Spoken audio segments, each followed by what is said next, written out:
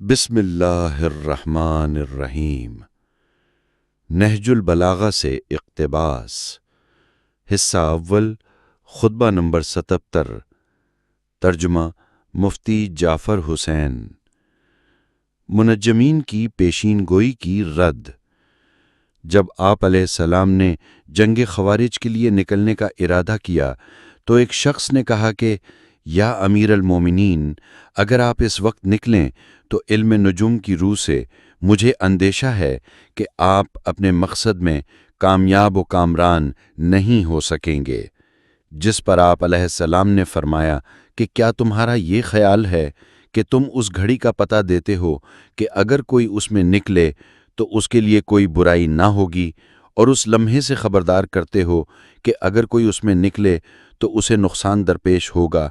تو جس نے اسے صحیح سمجھا اس نے قرآن کو جھٹلایا اور مقصد کے پانے اور مصیبت کے دور کرنے میں اللہ کی مدد سے بے نیاز ہو گیا۔ تم اپنی ان باتوں سے یہ چاہتے ہو کہ جو تمہارے کہے پر عمل کرے وہ اللہ کو چھوڑ کر تمہارے گن گائے، اس لیے کہ تم نے اپنے خیال میں اس ساتھ کا پتہ دیا کہ جو اس کے لیے فائدہ کا سبب اور نقصان سے بچاؤ کا ذریعہ بنی۔ پھر آپ لوگوں کی طرف متوجہ ہوئے اور فرمایا، اے لوگو، نجوم کے سیکھنے سے پرہیز کرو، مگر اتنا کہ جس سے خشکی اور تری میں راستے معلوم کر سکو، اس لیے کہ نجوم کا سیکھنا کہانت اور غیب گوئی کی طرف لے جاتا ہے، اور منجم حکم میں مثل کاہن کے ہے، اور کاہن مثل ساحر کے ہے، اور ساحر مثل کافر کے ہے، اور کافر کا ٹھکانہ جہنم ہے۔ بس اللہ کا نام لے کر چل کھڑے ہو۔ وضاحت مؤلف۔ جب امیر المومنین علیہ السلام نے خوارج کی شورشوں کو دبانے کے لیے نہروان کا ارادہ کیا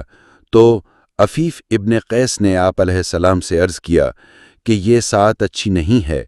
اگر آپ اس وقت روانہ ہوئے تو فتح و ظفر مندی کی بجائے شکست و ہزیمت اٹھانا پڑے گا۔ مگر حضرت نے اس کی بات کو درخور اطمینان نہ سمجھا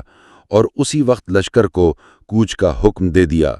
اور نتیجے میں خوارج کو ایسی شکست فاش ہوئی کہ ان کے 4000 جنگجوؤں میں سے صرف 9 آدمی بھاگ کر اپنی جان بچا سکے اور باقی کا صفایا ہو گیا۔ امیر المومنین علیہ السلام نے نجوم کے غلط اور نادرست ہونے پر 3 طرح سے استدلال فرمایا ہے۔ پہلے یہ کہ اگر منجم کی باتوں کو درست مان لیا جائے تو قرآن کو جھٹلانا پڑے گا، کیونکہ منجم ستاروں کو دیکھ کر غیب میں چھپی ہوئی چیزوں کے جاننے کا ادعا کرتا ہے، اور قرآن یہ کہتا ہے کہ آسمان و زمین کے بسنے والوں میں سے کوئی بھی غیب نہیں جانتا سوائے اللہ کے۔ دوسرے یہ کہ وہ اپنے زعم ناقص میں یہ سمجھ لیتا ہے کہ وہ مستقبل کے حالات سے مطلع ہو کر اپنے نفع اور نقصان کو جان سکتا ہے، تو وہ اللہ کی طرف رجوع ہونے اور اس سے مدد چاہنے میں اپنے کو بے نیاز سمجھے گا، اور یہ اللہ سے بے اعتنائی اور اس کے مقابلے میں خود اعتمادی ایک طرح کا زندقہ اور الحاد ہے جو اللہ سے اس کے توقعات ختم کر دیتا ہے۔ تیسرے یہ کہ اگر وہ کسی مقصد میں کامیاب ہوگا تو اس کامیابی کو اپنے علم کا نتیجہ قرار دے گا، جس سے وہ اللہ کے بجائے خود اپنے نفس کو سراہے گا، اور اس سلسلے میں جن کی رہنمائی کرے گا ان سے بھی یہی چاہے گا کہ وہ اللہ کے شکر گزار ہونے کے بجائے اس کے شکر گزار ہوں۔ یہ تمام چیزیں فن نجوم میں اس حد تک مداخلت سے نہیں روکتیں جس حد تک نجوم کی تاثیر کو من جانب الہ دواؤں کے طبعی اثر کے قبیل سے مانا جائے، جس میں قدرت الہی پھر بھی موانع پیدا کر کے سد راہ ہو سکتی ہے۔